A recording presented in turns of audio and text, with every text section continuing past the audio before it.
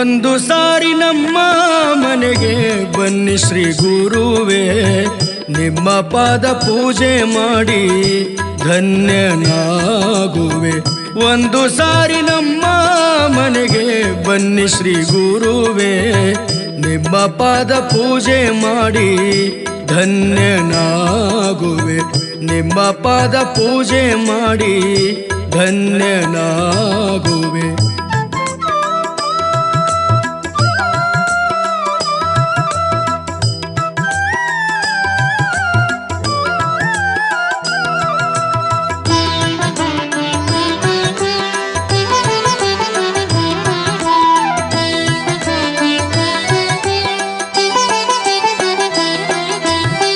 ಪಾದವನ್ನು ತೊಳೆಯುವೆನ ಪಾಪವನ್ನು ಕಳೆಯ, ಭಸ್ಮಗಂಧ ಹಚ್ಚುವೇನ ಭಕ್ತಿ ಮಾರ್ಗ ತೋರೆಯ.